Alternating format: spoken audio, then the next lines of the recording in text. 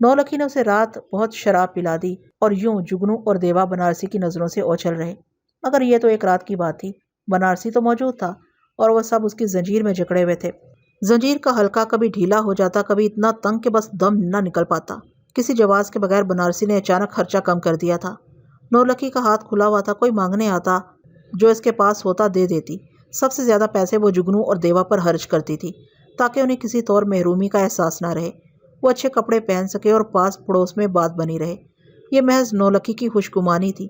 उसने इज्जतदारी को इतना अर्जा समझ लिया था, घर से बाहर तो ये और महंगी हो जाती है। आम बच्चों की तरह देवा और जुगनू ने कभी उससे जेब खर्च में इजाफे के लिए जिद नहीं की।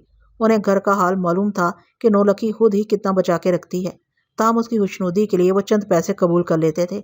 बनारसी की तरफ से खर्चा कम कर देने पर नौलखी की परेशानी में इजाफा हुआ तो जुगनू और देवा को कुछ सुकून मिला। वो समझे कि अब शायद बनारसी ने उनके घर में दिलचस्पी लेना कम कर दिया है।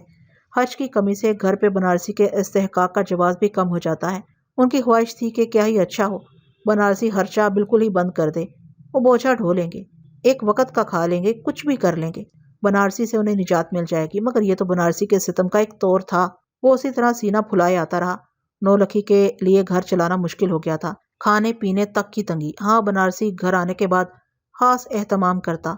वो जुगनू और देवा को पैसे देके खाने पीने की चीजें अफराद से मंगवाने की शाहर्ची करने लगा। सुबह का पसखुर्दा उनके खाने के लिए बहुत होता। खर्च में कमी की बात जुगनू और देवा की समझ में कुछ अरसे बाद आई। बनारसी नौलखी से कुछ और चाहता था। एक रात उसने पहली बार नौलखी को अपने साथ बाहर चलने का हुक्म दिया। नौलखी ने बहुत पसोपेश किया, बच्चों के तनहा रह जाने की तावील पेश की, मगर उसे जाना पड़ा। उनका ख्याल था कि वो कुछ देर बाद वापस आ जाएगी, मगर वो रात भर उसका इंतजार करते रहे और छोटी फूलवती को समझाते रहे। सुबह सवेरे नौलखी वापस आई तो उसकी हालत बहुत शकिस्ता थी। किसी ने उससे कुछ नहीं पूछा, फूलवती ने भी नहीं। फिर तो महीने 2 महीने बाद बनारसी ने यह मामूल बना लिया। बाहर पाड़े का कोई आदमी मुंतजर खड़ा रहता, बनारसी आके नौलखी को तैयार हो जाने का हुक्म देता। वो कितनी ही मिन्नतें करती, बच्चों का वास्ता देती, बनारसी पर कोई असर ना होता। एक मरतबा नौलखी ने साफ इनकार कर दिया। बनारसी ने उसकी चुटिया पकड़ के इतने तमाचे मारे कि वो दोहरी हो गई। नौलखी के बाहर जाने पर अमूमन बनारसी रात घर में गुजारता और दारू पीता रहता। वो तीनों धड़कते कांपते हाथों से बनारसी के गेंडे जिस्म को तेल पिलाते रहते। जब तक बनारसी के खराटे शुरू ना हो जाते वो वहां से ना हटते। फिर नौलखी ने उज़र करना ही छोड़ दिया। वो खामोशी से बाहर खड़े पाड़े के आदमी के साथ चली जाती। सुबह वापसी पर बनारसी उसे तलब करता तो उसके पास चली जाती। फिर बनारसी ने अज खुद पैसों में दोबारा इजाफा कर दिया। जिस रात नौलखी बाहर जाती, वापसी पर उसके पास भी कुछ न कुछ रकम होती। पैसों से घर की हालत कुछ सुधर गई, मगर नौलखी के मुजस्समे में खराशें पड़ने लगी थी। वो ज्यादातर खामोश रहने लगी। तीनों उसकी दिलजोई की कोशिश करते, वो उन्हें आगोश में भींच के बस रोने लगती और रोती रहती। वो बार बार सोचा करते कि आखिर उन्होंने बनारसी का क्या बिगाड़ा है। वो तो जब भी मौका मिलता है उसे खुश रखने की तदबीरें करते हैं। क्या जैसा कि बनारसी कहता है, वाकई वो आदमी के तुखम से नहीं है? उनमें दूसरे लोगों के मुकाबले में कौन सी कजी है, क्या कमी है? क्या उन्हें ठीक तरह देखना, सुनना और बोलना नहीं आता? क्या उनका चेहरा वो नहीं जो आईना उन्हें दिखाता है? वो घोड़े पर पैदा हुए थे। फिर ये सिलसिला कहाँ जाके ख़त्म होगा? क्या वो हमेशा ऐसे ही रहेंगे? क्या बनारसी के पास कोई जादुई ताकत है? क्या इसे इल्म हो जाता है कि वो उससे किस कदर नफरत करते हैं? वो खुद से बहुत से सवाल करते थे। तमाम सवालों का एक ही जवाब आता था, बनारसी। वो रोज़ो शब बनारसी के तसल्लुत से नौलखी को निकालने के ख्वाब देखा करते। कई बार उन्होंने उसे मशवरा दिया कि ज़मीन बहुत बड़ी है, क्यों ना वो सब किसी दूसरे शहर में जाके बस जाए। किसी दूसरी जगह जाके वो जैसे तैसे मेहनत मजदूरी करके गुजर बसर कर लेंगे। नौलखी हामी भर लेती, मगर फिर जाने उसे क्या हो जाता। वो उज़र करने लगती कि और बड़े हो जाओ, अच्छे दिन आते देर नहीं लगती। जहाँ इतना वक्त गुजारा है कुछ और ठहर जाओ। वो यही सुनते रहते और उनकी समझ में ना आता कि नौलखी बनारसी के आगे इस कदर बेबस क्यों हो जाती है। ज़रूर कोई ऐसी बात है जो वो नहीं जानते। नौलखी की कोई कमज़ोरी बनारसी के पास है। सबसे बड़ी कमज़ोरी तो औरत होना है, मगर औरतें तो और भी हैं। वो कुछ कर ना पाते तो उन्हें नौलखी पर गुस्सा आता, नफरत की हद तक। दोनों उससे बातचीत बंद कर देते। नौलखी उन्हें मनाती रहती, फिर उन्हें खुद ख्याल आ जाता कि नौलखी तो उनसे ज़्यादा मजबूर है। कई बार जुगनू और देवा के दिल में आई कि वो किसी रोज़ बनारसी का काम तमाम कर दें। जिस वक्त वो नशे में चूर हो, वो उसके सीने में रसोई की बड़ी छुरी घोंप दें या कहीं से जहर लाकर उसकी शराब में मिला दें। जिस रात घर में नौलखी ना हो, उस रात ये काम और आसान होगा। कोई इल्ज़ाम आया तो नौलखी महफूज रहेगी, सिर्फ उन्हें सजा होगी। जेल की जिंदगी इस जिंदगी से बेहतर होगी। उन्होंने सुना था کہ کم عمر قاتلوں سے رعایت برتی جاتی ہے، انہیں زیادہ سے زیادہ 7-8 سال کی سزا ہوگی۔ ٹھیک ہے، 7 سال گزر جائیں گے، مگر اس عرصے میں نولکھی اور پھولوتی کا کیا ہوگا؟ ان کے بغیر تو ویران ہو جائیں گی۔ نولکھی اور پھولوتی کے خیال سے جگنو اور دیوا کے ہاتھ پیر ٹوٹنے لگتے۔ گلیوں کے لڑکوں سے انہوں نے بہت سے ہنر سیکھ لیے تھے، تاش، چوسر اور دوسری بازیاں، اٹھائی گیروں اور اچکوں کے کرتب، تمباکو نوشی۔ بعد میں انہوں نے جیب کاٹنے کی بھی مشق کی، اور ابھی ہاتھ صاف نہیں ہوا تھا کہ دیوا پکڑا گیا۔ پہلی بار وہ جگنو سے جدا ہوا۔ دونوں کو پہلی بار احساس ہوا کہ وہ ایک دوسرے کے بغیر کتنے نامکمل ہیں۔ دونوں تڑپتے رہے، نولکھی الگ دیوانی بنی رہی۔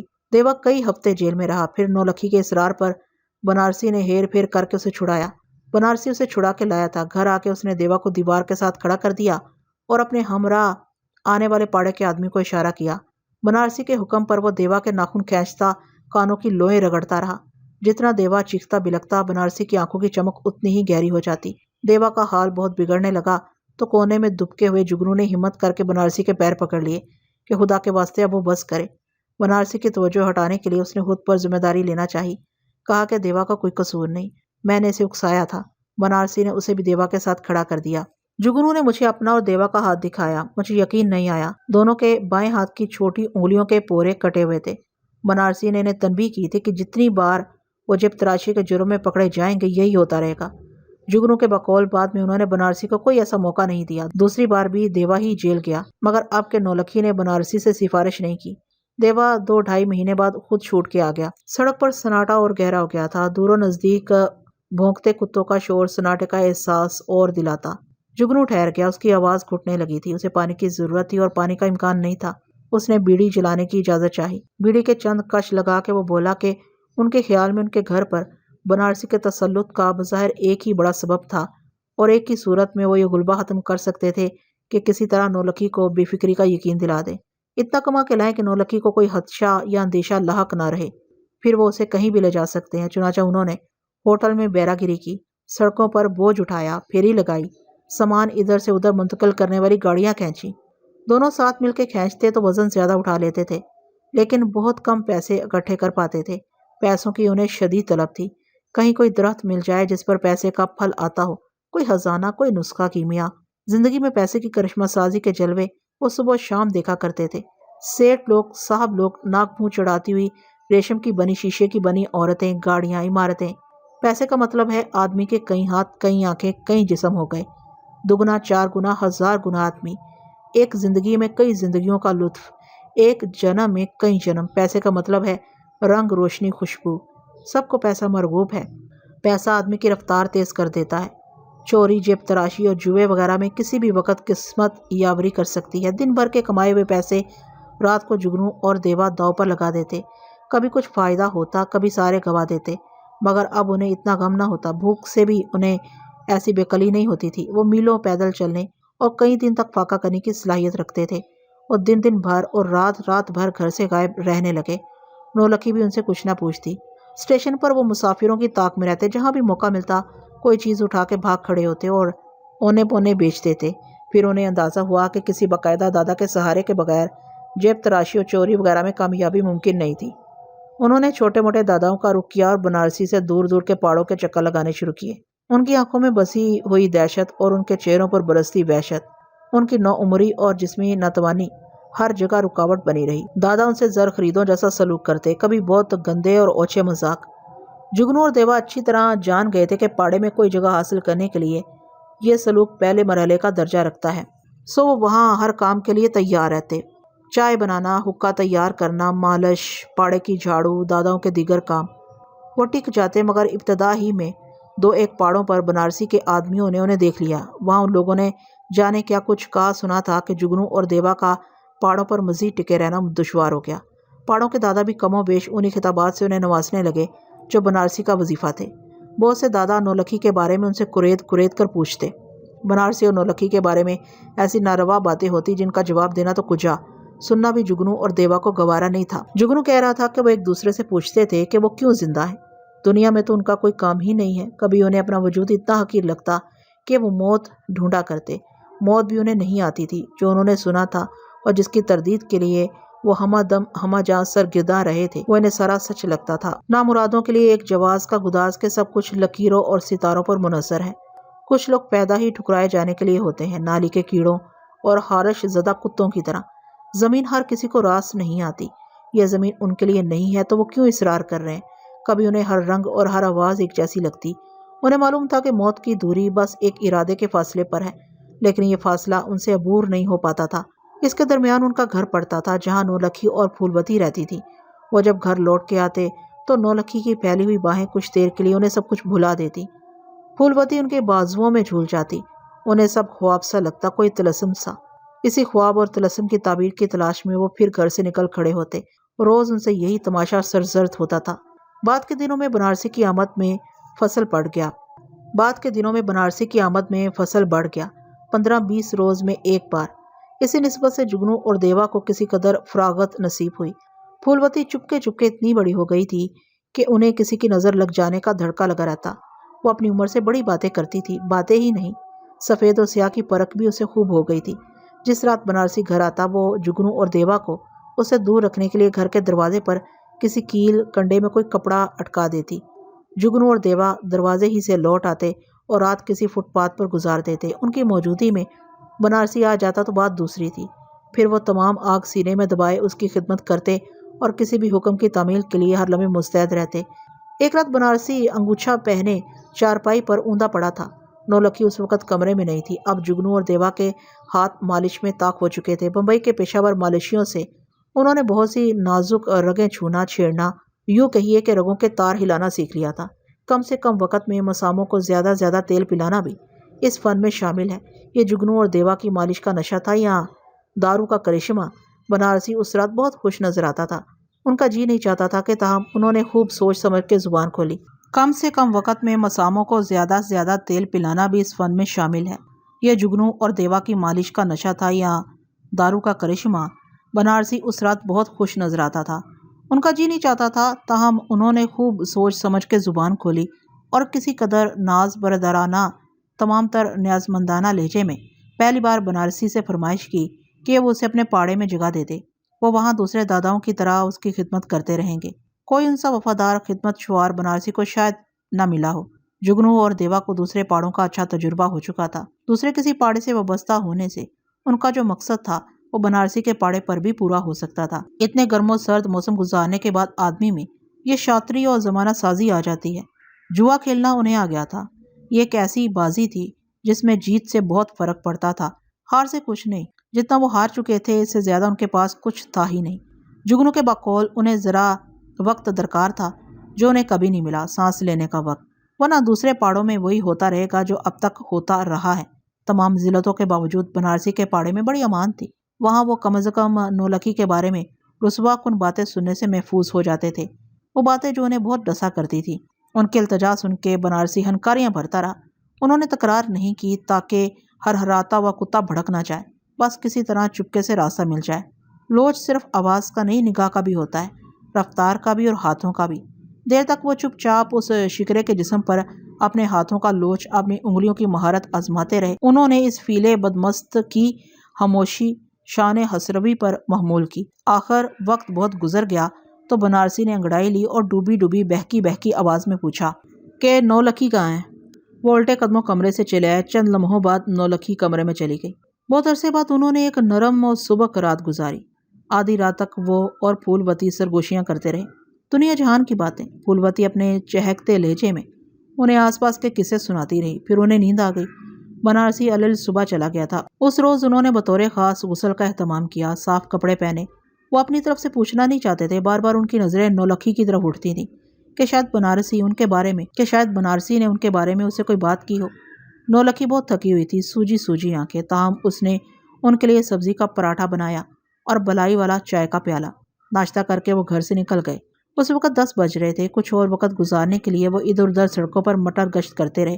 ان کا رخ بہرحال پاڑے کی طرف تھا۔ دھوپ ہر طرف پھیل چکی تھی جب انہوں نے دھڑکتے قدموں سے پاڑے پر قدم رکھا۔ دلان کے وسط میں کئی داداؤں کے درمیان بیٹھا بنارسی دادا چوسر کھیل رہا تھا۔ دونوں کو دیکھ کے اس کا ہاتھ رک گیا۔ جگنو اور دیوا چند قدم آگے جا کے ٹھہر گئے اور نظریں جھکائے کھڑے رہے۔ بنارسی کی شعلہ بار نظروں اور دھمکتی آواز پر وہ پہلے ہی متزلزل ہو گئے۔ ان سے کچھ کہا نہیں جا سکا۔ بنارسی کو جیسے کچھ یاد نہیں تھا۔ اس نے پھنکارتے لہجے میں ان سے پوچھا کہ کون سی پریشانی انہیں یہاں لائی ہے۔ جگنو نے جیسے تیسے ہمت کی اور سٹ پٹاتے ہوئے رات کی بات یاد دلائی۔ بنارسی کا منہ پھیل گیا اور اپنے قریب بیٹھے ہوئے آدمی کی طرف منہ کر کے وہ ایک دم ہنسنے لگا، جیسے جگنو اور دیوا نے کوئی لطیفہ سنایا ہو یا کوئی بہت ہی مزہ کا خیز بات کہی ہو۔ بنارسی کے ساتھیوں نے بھی اس کی ہمنوائی کی۔ ساری عمارت ان کے کہکہوں سے گونجنے لگی۔ وہ دونوں ہونکوں کی طرح ایک دوسرے کی صورت دیکھا کیے۔ بنارسی اپنے آدمیوں سے مخاطب ہو کے چلبلے پن سے بولا، لو بھائی مستا، چھٹی ہو گیا سالا، ابھی اکا چاقو چھرا پھینکنے کا ہے راجہ لوگ کے آگے۔ جگنو نے صرف نظر کیا اور آزانہ کہا کہ وہ دونوں پاڑے کے لیے مفید ثابت ہوں گے۔ بنارسی برہم ہو گیا اور گالیاں بکتے ہوئے بولا کہ انہوں نے کیا سوچ کے اس کے پاڑے پر قدم رکھنے کی جرت کی ہے، جس ہاتھ لپ کے اٹھائی گرے کا جی چاہے منہ اٹھائے چلا ہے۔ یہ اصیلوں کا پاڑا ہے، چوروں چماروں کا نہیں۔ انہوں نے آئینے میں اپنی صورت دیکھی ہے یہاں دہلے کے لیے۔ وہ جو منہ میں آیا بکتا رہا۔ جگنو اور دیوا کا بس نہیں چلتا تھا کہ زمین پھٹ جائے اور وہ اس میں سما جائے۔ جگنو کہہ رہا تھا کہ ہم دونوں کی جیبوں میں چاقو تھے اور جی یہی کرتا تھا کہ زکند بھر کے بنارسی کے سر پر جا پہنچے اور اس سے پہلے کہ وہ اور اس کے حاشیہ بردار کچھ سنبھلے ہم بنارسی کا جسم چیر پھاڑ ڈالیں، پھر چاہے ہمارے ساتھ جو کچھ بھی ہو۔ لیکن اس سے پہلے کہ بنارسی کے آدمی انہیں دھکے دے کر پاڑے سے نکالتے وہ وہاں سے چلے آئے۔ بنارسی کے اس برتاؤ کے بعد جگنو اور دیوا نے کسی پاڑے سے وہ بستگی کا خیال ہی دل سے نکال دیا۔ جہاں جیسا کام مل جاتا کر لیتے، جہاں جیسا موقع ہاتھ آتا ہاتھ کی صفائی دکھا دیتے۔ بنارسی کی آمد میں بتدریج کمی کے سبب گھر کے خرچ میں بہت تنگی ہونے لگی تھی۔ اب بہت کچھ انہی پر منحصر تھا۔ کبھی گھر میں روٹی نہ پک پاتی تو نولکھی اور پھولوتی خود مزدوری کی غرض سے باہر جانے کے لیے اصرار کرتی۔ گھریلو کاموں اور زیر تعمیر عمارتوں میں عورتوں کو روزگار مل جاتا تھا۔ شاید یہ نام کا اثر تھا۔ پھولوتی کپڑے پر ایسے ایسے گل بوٹے تراش لیتی تھی کہ نگاہیں دھوکا کھا جائیں۔ جگنو اور دیوا نے دونوں کو گھر سے نہیں نکلنے دیا اور خود شب و روز ایک کرتے رہے۔ بے شمار نامرادوں کی طرح لکشمی کی مسیحائی پر ان کا یقین تھا۔ لکشمی کا کچھ طے نہیں ہے، کس آن مہربان ہو جائے۔ وہ جانتے تھے کہ رنگ، ذات، قد کاٹھی، نتواں توانا کے امتیازات سے لکشمی کو کوئی علاقہ نہیں ہے۔ ان کی گلی سے ایک گلی آگے کاٹ کباڑ کا کام کرنے والا تھا، تھل تھل کرتا موٹا اور کالا سیٹھ نارائن برسوں سے لکشمی کی نگاہ خاص کا زندہ ثبوت تھا۔ وہ لوگ ابھی موجود تھے جنہوں نے ایک زمانے میں اسے سڑکوں پر بے حال دیکھا تھا اور ہوا کے جھونکے سے بل کھا جانے والے سیٹھ فیروز لکشمی کو جانے اس کی کون سی ادا بھا گئی تھی کہ ہزار جان سے فریفتہ تھی۔ بنارسی جیسے آدمی سیٹھ فیروز کی دہلیز پر ہڈی کے لیے منڈلایا کرتے تھے۔ جگنو اور دیوا نے جوئے کے علاوہ ٹونے ٹوٹکے بھی بہت کیے کہ کوئی ایک لمبا ہاتھ پڑ جائے، صرف ایک بار۔ اس کے بعد تو وہ لکشمی کو ایسا روک کے باندھ کے رکھیں گے، ایسی اطاعت گزاری اور پروانہ واری کریں گے کہ دنیا دیکھے گی۔ مگر وہی بات، لکشمی کی اپنی پسند و ترجیح ہوتی ہے۔ یہ بھی گمان ہے کہ کوئی اسے روک کے باندھ کے رکھ سکتا ہے۔ ٹھہرنا نہ ٹھہرنا سب اس کی مرضی پر ہے۔ جگنو اور دیوا جتنا اس کی جستجو میں رہتے تھے اتنا ہی وہ ان سے بے نیاز تھی، اور ان کا وہی حال تھا جو ان جیسے بے شمار لوگوں کا ہوتا ہے۔ انہیں معلوم تھا کہ لکشمی کا ظرف اتنا کشادہ نہیں، وہ محدود چند سو میں سے چند ایک ہی پر اپنی نوازشیں عرضاں کرتی ہے، باقیوں کے آسرے میں گزر جاتی ہے۔ غالباً یہی رمز ہے کہ کسی آسرے میں زندگی آسانی سے کٹ جاتی ہے۔ نولکھی کے بدن میں کوئی مکڑی چھپ کے بیٹھ گئی تھی اور لگتا تھا اس کی بیٹی پھولوتی جیسے مسلسل اپنی ماں کا خون چوستی رہی ہو۔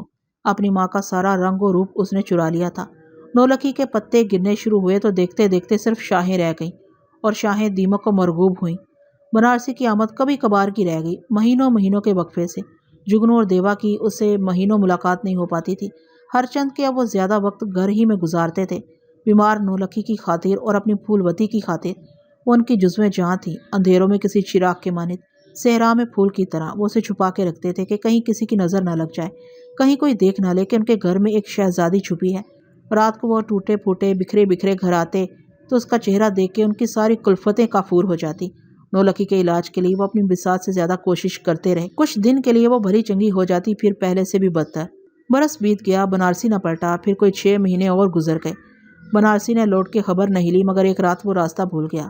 جگنو اور دیوا گھر میں تھے، سب اسے دیکھ کے دم بخود رہ گئے۔ نولکھی کے حال سے بنارسی کا رنگ کچھ متغیر ہوا اور اس نے جگنو اور دیوا ہی پر الزام دھرا کہ انہوں نے نولکھی کے علالت کے بارے میں اسے مطلع کیوں نہیں کیا۔ جگنو اور دیوا کیا جواب دیتے؟ بنارسی نے علاج کے لیے اچھی خاصی رقم نولکھی کے حوالے کی۔ یہ مہربانی جگنو اور دیوا کے لیے حیرت انگیز تھی۔ وہ بنارسی سے ایک پیسہ تک لینے کے روادار نہ تھے، لیکن رقم واپس کرنے میں بنارسی سے ربط ضبط کا پہلو نکلتا تھا اور اس کے کاٹ کھانے کا خدشہ الگ تھا۔ وہ چپ رہے۔ انہیں اطمینان تھا کہ بنارسی اب بار بار نہیں آئے گا، کیونکہ نولکھی کے بدن میں خون نہیں رہا ہے۔ اور اس کی آنکھوں کا نیلا رنگ گدلا گیا ہے، مگر یہ ان کا وہمہ تھا۔ بنارسی تواتر سے آتا رہا اور توقع کے خلاف اس نے روپے پیسے کی اعانت بھی جاری رکھی۔ ایک روز وہ کسی وید کو بھی ساتھ لایا۔ گھر میں اس کی دوبارہ آمد و رفت جگنو اور دیوا کو بہت شاک گزرتی تھی۔ وہ حیران و پریشان سب کچھ دیکھتے رہے، تماشائی کی طرح۔ بنارسی کا یہ رویہ اس کی خود غرضی اور سخت گیری سے کوئی مناسبت نہیں رکھتا تھا۔ پشیمانی اور محجوبی آدمیوں کو ہوتی ہے، یہ آدمیوں کا شیوا ہے۔ بنارسی میں آدمیوں کی خو ہی نہیں ہے۔ وہ ان سے بھی بظاہر کوئی پرخاش نہیں رکھتا تھا، لیکن اس کا رویہ دوستانہ بھی نہیں تھا۔ سڑک پر صدائیں لگاتے ہوئے بھکاریوں کو دیکھے بغیر جس طرح راہگیر گزر جاتے ہیں، جگنو اور دیوا سے بنارسی کا سلوک بھی کچھ یہی تھا۔ چند دنوں میں وہ اپنے ہی گھر میں اجنبی ہو گئے تھے۔ ان دونوں کا بھی یہی حال تھا، نولکھی اور پھولوتی کا۔ کسی کی بھی سمجھ میں نہیں آتا تھا کہ کیا کریں۔ اتنے عرصے میں بنارسی کا شمار بمبئی کے نامی گرامی داداؤں میں ہونے لگا تھا۔ اس کا پاڑا شہر کے بڑے پاڑوں میں گنا جاتا تھا۔ شہر کے سب سے بڑے دادا تیواڑی سے اس کے خصوصی مراسم تھے۔ تیواڑی کے نام پر میں سیدھا نہ بیٹھا رہ سکا۔ اسی ویشی نے کرشنا جی کو ختم کیا۔ کرشنا جی کو گئے ہوئے اتنے دن نہیں گزرے تھے کہ تیواڑی اپنے انجام کو پہنچ گیا تھا۔ اس کے بہت سے ہواری بھی چلے گئے تھے، لیکن کرشنا جی اتنے ارزاں نہیں تھے۔ جب ہی تیواڑی کا خیال آتا میری رگوں میں خون چلنے لگتا۔ اس وقت بمبئی کے متعدد پاڑے اس کے حاشیہ بردار تھے اور پیرو دادا کے پاڑے کی طرح آپس میں جتے ہوئے تو نہیں تھے، مگر کوئی تیواڑی سے الگ نہیں تھا۔ اختلاف ویسے بھی منصب داروں کو پسند نہیں آتا۔